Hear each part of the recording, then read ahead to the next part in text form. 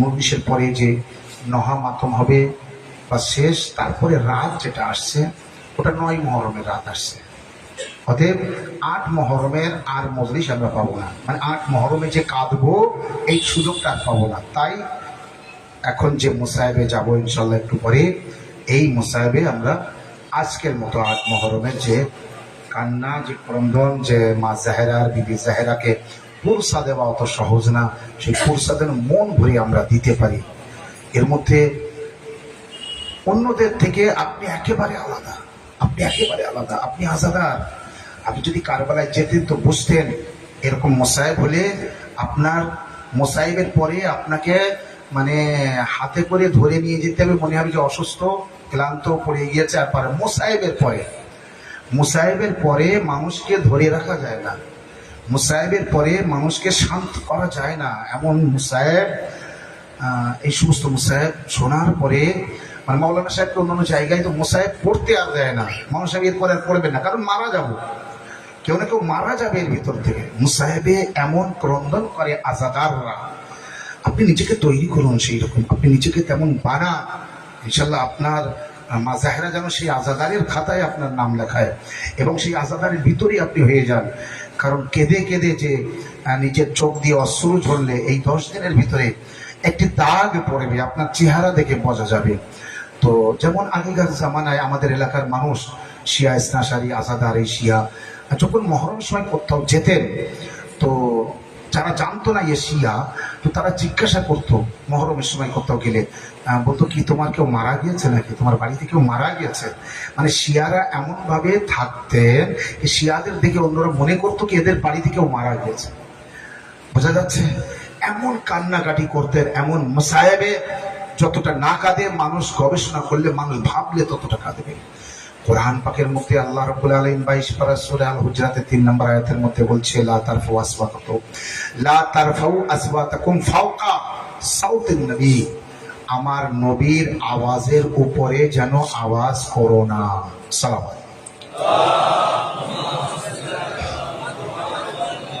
খবরদার যেন নবীর আওয়াজের উপরে আওয়াজ করো না। নবী যদি কথা বলে নবীর কথা কাটা যাবে না। নবী যত উচ্চ স্বরে আওয়াজ মানে কথা বলবে তার থেকে আওয়াজ যেন কারোর বেশি না হয়। আচ্ছা, এখানে আপনারা বসে আছেন আর আমি বলছি, আপনাদের আওয়াজ বেশি না আমার আওয়াজ বেশি? আমার থেকে আপনি জোরে কথা বলছেন না, আপনাদের থেকে আমি জোরে কথা বলছি।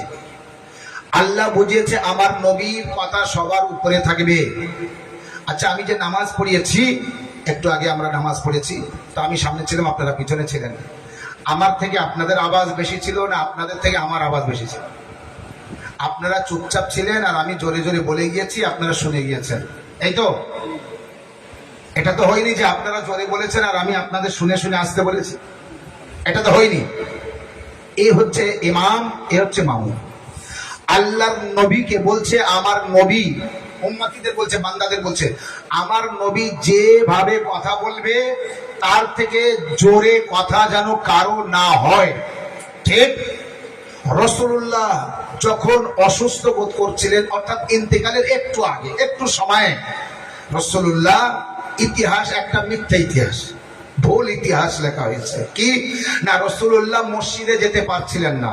আচ্ছা, রাসূলুল্লাহর ঘরের দরজা খুললে মসজিদ, মা ফাতেমা জাহরা যেমন ঘরের দরজা খুললে মসজিদ, বোঝাচ্ছে? মসজিদে নববী রাসূলুল্লাহকে আল্লাহ বলে দিয়েছিল তোমার আর আলীর ঘরের দরজা মসজিদের দিকে থাকবে, বাকি সবার যার যার ঘরের দরজা মসজিদের দিকে আছে সব বন্ধ করে দিতে হবে। কেউ যেন মসজিদের উপর দিয়ে যাওয়া আসা না করতে পারে। ঘুম থেকে উঠে নবী মসজিদের ভিতর দিয়ে যাওয়া আসা করবে আর আলী, ফাতেমা, হাসান, হুসাইন মসজিদের ভিতর দিয়ে যাওয়া আসা করবে। বোঝা গিয়েছে কেমন মানুষেরা? তারপর সেই রাসূলুল্লাহ দরজা খুললে তাহলে মসজিদে নামাজ হচ্ছে, নাউজুবিল্লাহ, নবী কি এত ক্লান্ত হয়েছেন যে নামাজ আর পড়াতে পারবেন না? রাওয়ায়াতে আছে একটি সহিহ রাওয়ায়াত, তার মধ্যে বলছে কি রাসূলুল্লাহর ইন্তেকালের একটু আগে এত ক্লান্ত ছিলেন, আল্লাহর নবী নাকি কাউকে বলেছিলেন তুমি নামাজ পড়াও, আমি আজকে আর মসজিদে যেতে পারছি না। সেই ব্যক্তি নামাজ পড়ালেন আর রাসূলুল্লাহ তারপরে বললেন কে তাই তো আমি তো যেতে পারবো। তো আল্লাহর নবী আস্তে আস্তে মসজিদে গেলেন, সে নামাজ পড়িয়েছে আর রাসূলুল্লাহ তার পিছনে নামাজ পড়িয়েছে। কোরআনের আয়াতের বিরুদ্ধে হলো না? হলো না? যদি তিনি নামাজ পড়ান তো তানার কথা জোরে ছিল, আর যদি পিছনে রাসূলুল্লাহ নামাজ পড়েন তো রাসূলুল্লাহর আওয়াজ কম ছিল, আস্তে ছিল। তো রাসূলুল্লাহর আওয়াজ আস্তে, আর পেশ ইমাম যে করেছে তার আওয়াজ জোর। আল্লাহ বলছে আমার নবীর আওয়াজের উপরে আওয়াজ দিও না।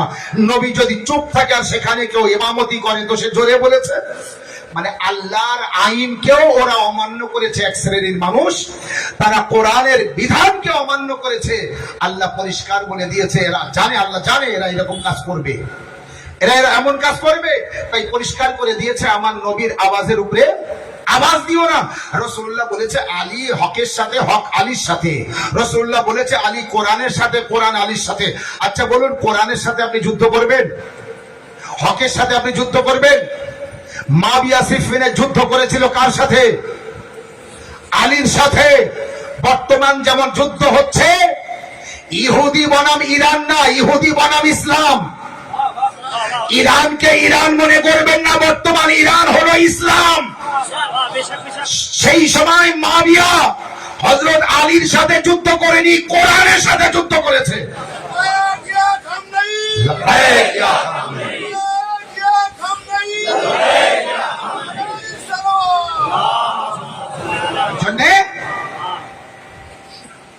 কোরআনের সাথে যুদ্ধ করেছিল, কারণ রাসূলুল্লাহ বলেছে আলী মাল কোরআন বল কোরআন মাল আলী, আলী কোরআনের সাথে, কোরআন আলীর সাথে।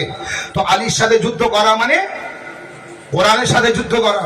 রাসূলুল্লাহ বলেছেন আলী মাল হক মাল হক মাল আলী, আলী হকের সাথে, হক আলীর সাথে। তো এবার আলী আলাইহিস সালামের সাথে যে যুদ্ধ করলো সে হকের সাথে যুদ্ধ করলো।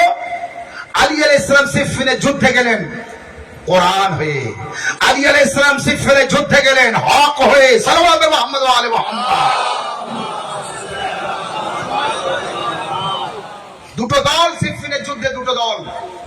একটা দিকে মাবিয়া, মাবিয়া চেয়ারে বসে সোনার প্লেটে সোনার চামচ দিয়ে নাস্তা খাচ্ছে। সোনার জিনিস ব্যবহার করা পুরুষদের জন্য হালাল না হারাম? হারাম, আমরা সকলেই জানি। আর মাবিয়া সোনার চামচ দিয়ে খাদ্য তুলে তুলে খাচ্ছে সোনার প্লেট। বাদশা না, বাদশা। লোক কি বলে? আমিরে শাম। জানেন আমিরের বিপরীত কি বলে? ফকির। ফকিরে শাম, ওর নাম কি বলবেন? শামের ফকির, ভিখারি, ফকিরে শাম। সাল্লাল্লাহু আলাইহি মুহাম্মদ। জনাবে মুসলিম আলাইহিস সালাম বলেছিলেন আমার আমির ইবনে জিয়াদের সামনে। ইবনে জিয়াদের তখন তলোয়ার উঁচু। ইবনে জিয়াদ তখন জনাবে মুসলিম বিন আকিলকে একেবারে জখমি করে এনেছে। এইবার বাস আর একটু সময় বাকি আছে, শাহাদাত, তার মৃত্যু। তারপরেও বলেছে ইবনে জিয়াদকে আমির বলে সালাম কর। ইমাম হুসাইন আলাইহিস সালামের চাচাতো ভাই মুসলিম ইবনে আকিল সেই সময় ইবনে জিয়াদের দরবারে দাঁড়িয়ে বলেছিলেন আমির আমার তো শুধু মাওলা হুসাইন, আমার আমির মাওলা হুসাইন। ইবনে জিয়াদ তুই আমার আমির হতে পারিস। তাই আমির হচ্ছে আমিরুল মুমিনিন, আমির হচ্ছে মাওলা ইমামে হাসান, আমির হচ্ছে মাওলা ইমামে হুসাইন। এরা তার আমির। তো সিফিনের যুদ্ধ, একদিকে মাবিয়া আর একদিকে মাওলা আলী আলাইহিস সালাম, কয়েকজন মাওলা আলী আলাইহিস সালামের দিকে, আর কমস কম 18 লাখ সৈন্য মাবিয়ার দিকে। 1-2 লাখ না, অতটা সৈন্যের মাঝে মাওলা আলী আলাইহিস সালাম বললেন আমি আর কি যাব, আমি 11 বছরের ছেলে আব্বাসকে পাঠাই, আমার 11 বছরের ছেলে আব্বাসকে পাঠাই। আমি আল্লাহর থেকে দোয়া করে করে যে ছেলেকে পেয়েছি, আমি একটু দেখবো যে জন্য যে ছেলেকে পেয়েছি সেই জন্য সেই ছেলে উপযুক্ত ছেলে পেয়েছে কিনা।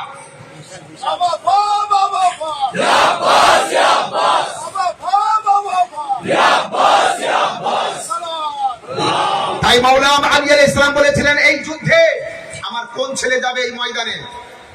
তো সহজ না, 18 লাখ সৈন্য, তার মাঝখানে কার হিম্মত হয় একা যাওয়ার? তারপরও ইমামে হাসান আলাইহিস সালাম বললেন বাবা আমি যাব। আলী আলাইহিস সালাম বললেন আমার কথাটা ভালো করে শোনো, আমার কোন ছেলে যাবে এই যুদ্ধে, আমার কোন ছেলে যাবে এই যুদ্ধে লড়তে? ইমাম হুসাইন আলাইহিস সালাম এর সামনে এসে বললেন বাবা আমি যাব। আলী আলাইহিস সালাম বললেন, আমার কথাটা বুঝতে পারোনি? আমার কোন ছেলে এই যুদ্ধে লড়তে যাবে? আব্বাস আলমদার মাথা নিচু করে এসে বললেন, মাওলা আমি যাব, বাবা আমি যাব। হযরত আলী আলাইহিস সালাম বললেন, হ্যাঁ আমি এটাই চাচ্ছিলাম, আমি এটাই চাইছিলাম। হে হাসান আর হোসেন, তোমরা যে আমার ছেলে হয়ে যুদ্ধ করতে যাবে, মুবাহলার ময়দানে তো তোমরা রাসূলুল্লাহ ছেলে হয়ে গিয়েছিলে। সাল্লাল্লাহু আলাইহি মুহাম্মদ ওয়া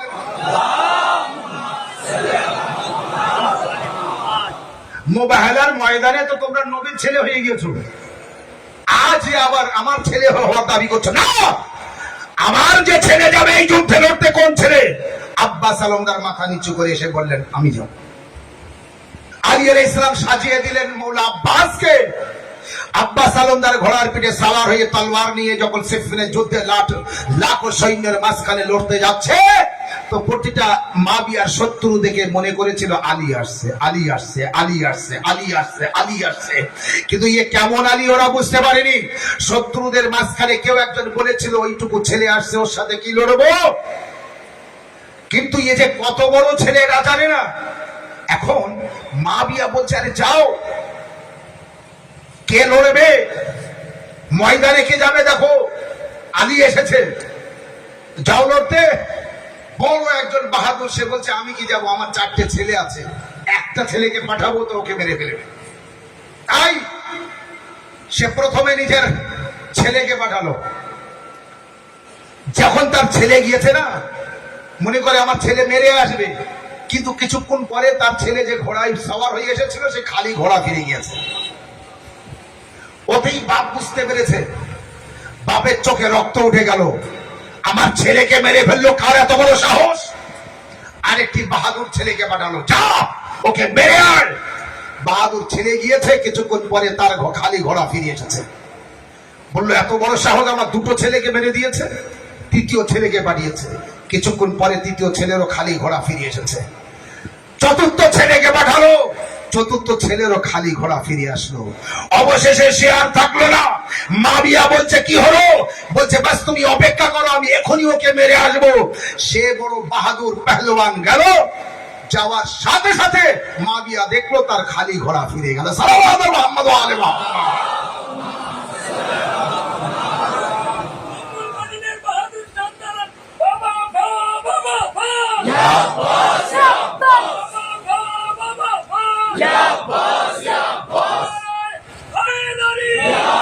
মাওলা গাজী আব্বাস আলমদার যুদ্ধের ময়দানে ওরা মনে করছিল আলীর সাথে আমরা কিভাবে লড়বো, কারণ মুখ ঢেকে গিয়েছে। মাওলা আলী আলাইহিস সালাম কিন্তু আব্বাস আলমদারের মুখটা ঢেকে দিয়েছে।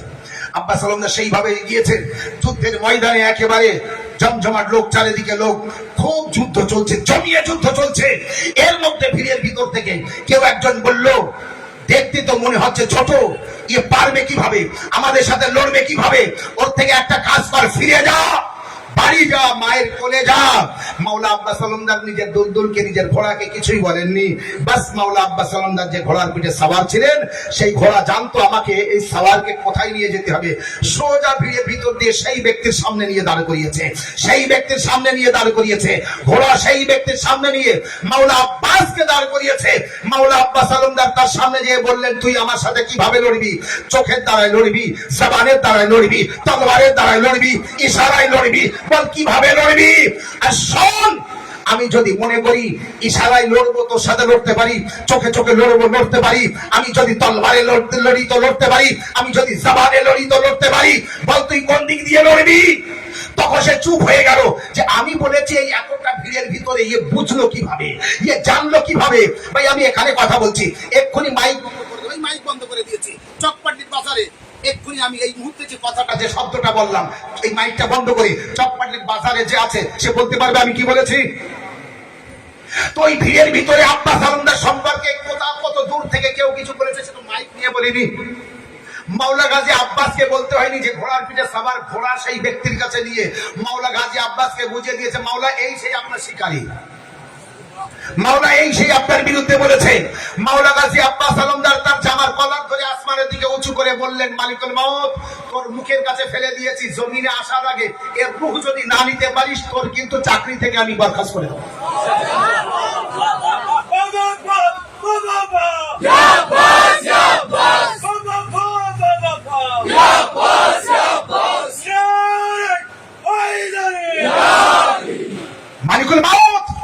তোর মুখের কাছে আমি ফেলে দিয়েছি, জমিনে আসার আগে এর রোহ নিতে হবে। আর যদি না নিতে পারিস, যে চাকরি আমরা দিয়ে রেখেছি ও চাকরি কেড়ে নেব, ওই দায়িত্ব আর থাকবে না। সবাই দেখলো মুহূর্তের মধ্যে তার মরা দেহ জমিনে পড়লো, মালিকুল মউত তার রূহটা নিয়ে নিয়েছে। সালাওয়াত মুহাম্মদ ওয়া আলি বাস সবাই কম, আমি মুসাহিবে যাব, তার জন্য বলছি এই হচ্ছে আব্বাস, এরই নাম গাজী আব্বাস। এই হচ্ছে 11 বছর বয়স। 11 বছর বয়সে যদি এই হয় আব্বাস, তো 34 বছর বয়সে কি হবে আব্বাস?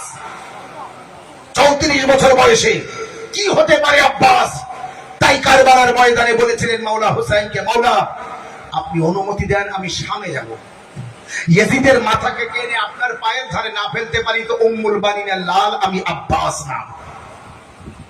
কারণ উম্মুল বানিন মাওলা আব্বাসকে কিভাবে লালন পালন করেছেন সে উম্মুল বানিন জানেন।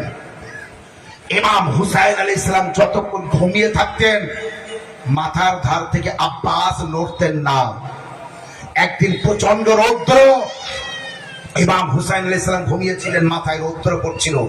যতক্ষণ হুসাইন আলাইহিস সালাম ঘুমিয়েছিলেন, ততক্ষণ আব্বাস আলমদার মাথার ধারে দাঁড়িয়েছিলেন, যাতে রৌদ্র আমার আকার গায়ে না পড়ে।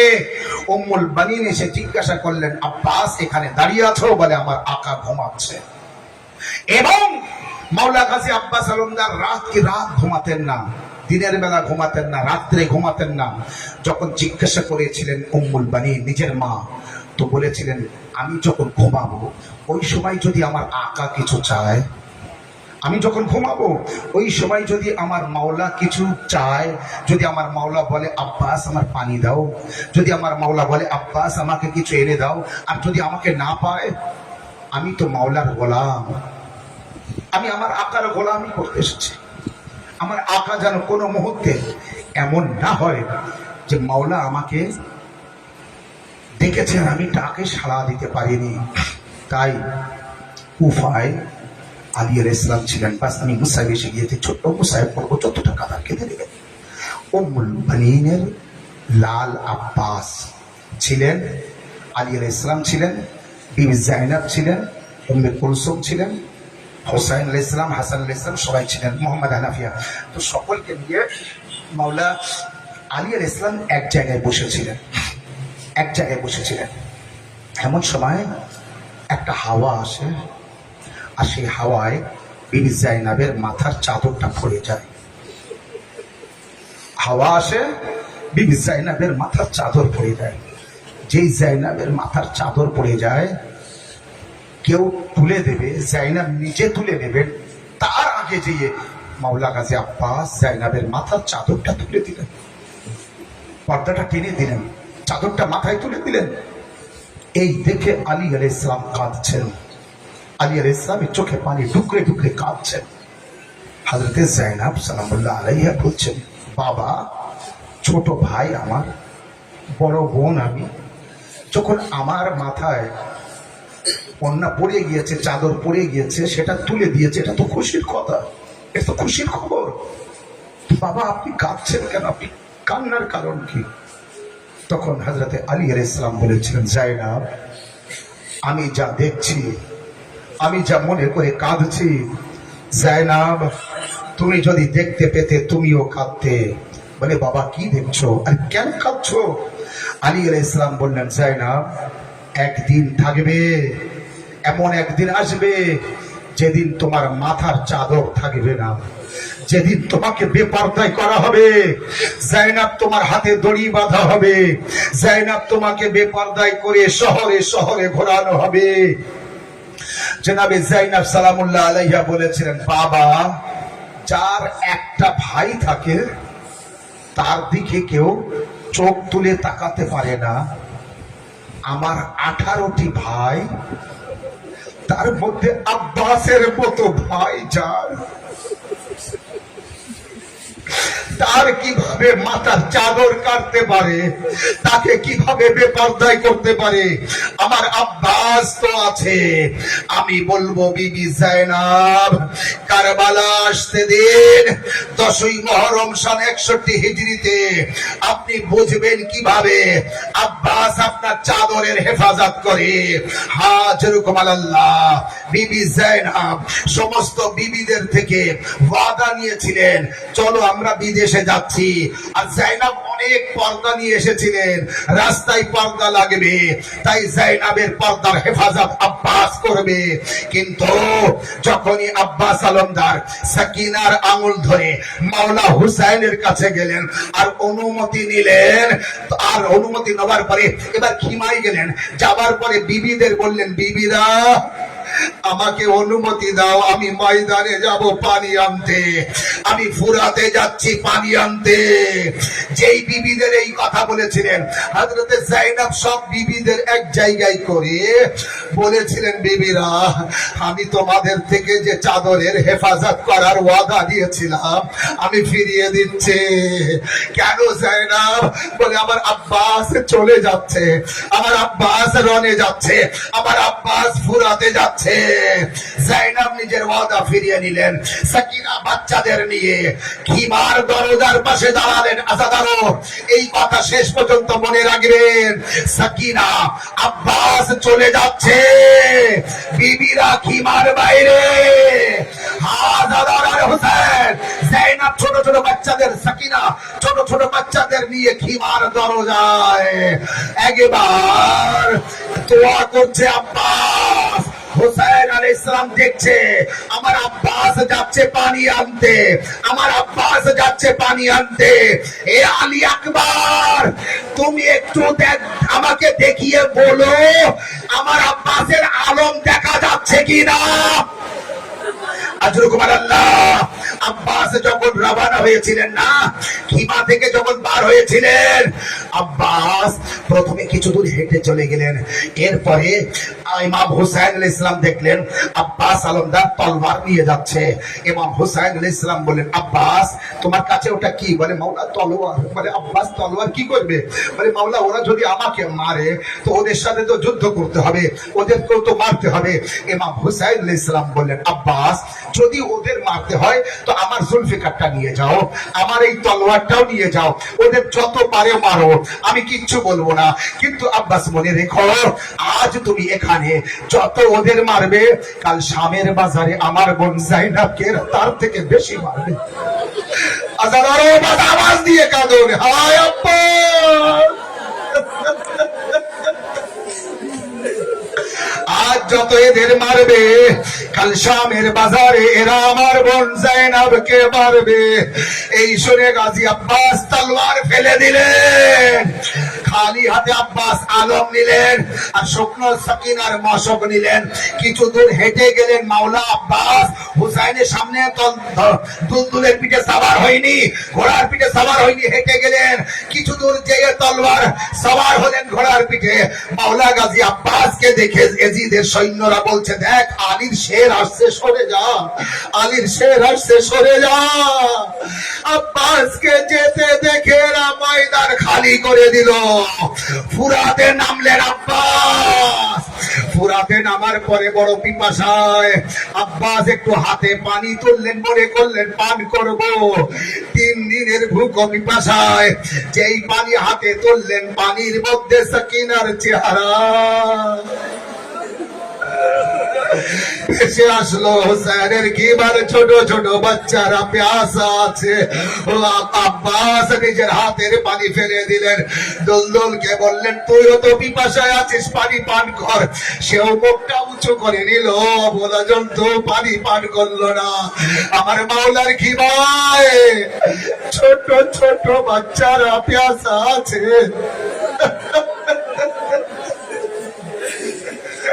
আমরা এ পানি পান করবো না। দুলদুল পানি পান করলো না, আব্বাস আলমদার পানি পান করলেন না। মশকে পানি ভরে নিলেন। নেওয়ার পরে যেই নাকি ফুরাত থেকে উপরে উঠছে, আলী একবার বলছে, বাবা আমার আলম দেখা যাচ্ছে। হোসাইন বললেন, তাহলে আমার আব্বাস পানি নিয়ে উপরে উঠছে, ফিরে আসবে কি ভাই? এ সাকিনা দোয়া কর, তোমার আব্বাস আসছে পানি নিয়ে। ভাই যখন আব্বাসের আলম একটু আরো নিকটে আসলো, আলী আকবর বলছে বাবা আলম দেখা যাচ্ছে, বলে তাহলে আব্বাস নিকটে এসে গিয়েছে, খুব তাড়াতাড়ি পানি নিয়ে আসবে। যারা জিয়ারত করতে গিয়েছে কারবালায় জানে, আব্বাস আলমদারের দুটো বাজু একেবারে খিমার নিকটে এসে গিয়েছিল।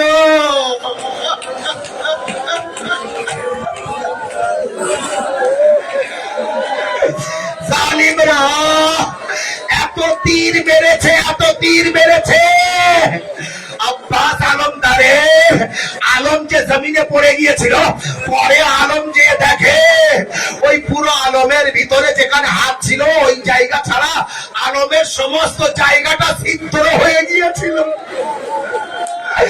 এত তীর মেরেছিল কিন্তু আলম ছাড়েনি। একটা তীর এমন ভাবে মাওলার বাজুতে লাগে, বাজু কেটে জমিনে পড়ে যায়। আব্বাস অন্য হাতে আলম ধরে, আরে মশক তাতে ধরে, এমন সময় আর একটা হাত কেটে যায়, একেবারে খিমার নিকটে এসে গিয়েছে, আর একটা হাত কেটে যায়, আলম পড়ে যায়। আকবর খবর দেয় বাবা, বাবা আলম কাত হয়ে পড়ে গিয়েছে, আর দেখা যাচ্ছে না। হুসাইন আওয়াজ দেয় আকবর আমার আব্বাসের কি?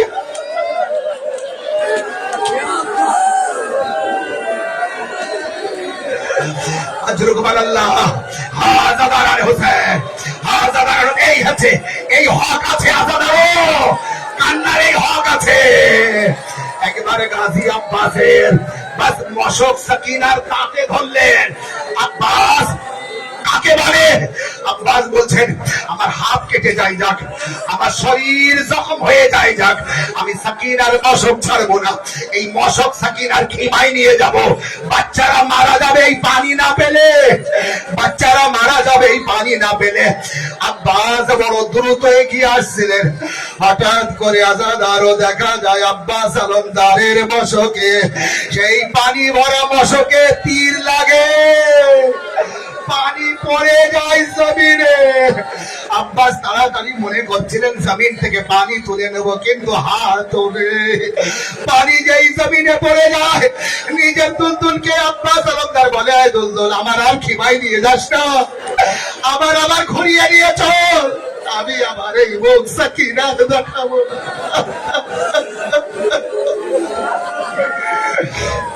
আব্বাস আলমদার এবার আব্দুলের পিঠে থাকতে পারছেন না, যখন জমিনে পড়ে যাচ্ছেন একটি আওয়াজ দিয়েছিলেন মাওলা দিরিকনি, আকা দিরিকনি। হোসেন আওয়াজ দিয়েছিলেন আব্বাস, আব্বাস আমার ভাই, আব্বাস একটু দাঁড়াও আমি আসছি।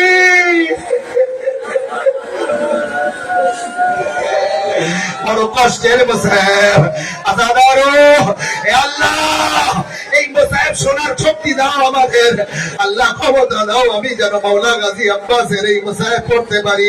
এখনো মুসাইব শেষ করতে পারিনি।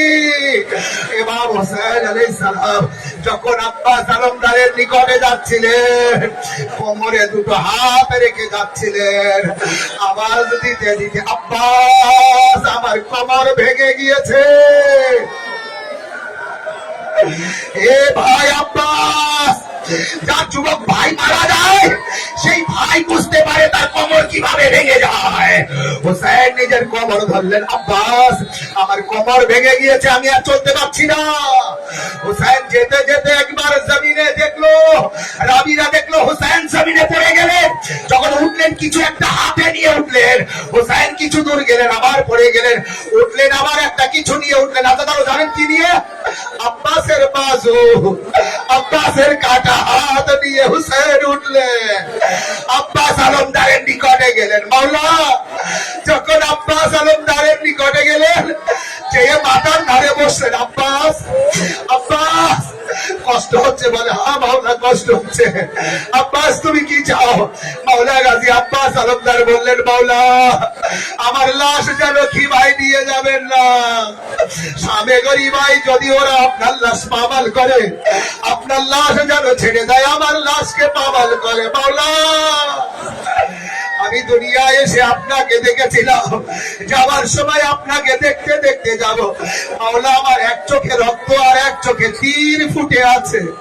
মাওলা, আমার এই রক্তটা পরিষ্কার করে দেন না, আর আমার তীরটা টেনে বার করে দেন, আমি যেন আপনাকে মন ভরে দেখতে পারি, দেখতে দেখতে দুনিয়া থেকে যেতে পারি। মাওলা গাজী আব্বাসের কিন্তু হাত নেই। এই মতো অবস্থায় তিনি বলছেন, মাওলা ক্ষমা করবেন, আমি উঠে দাঁড়াতে পারিনি আপনাকে দেখে।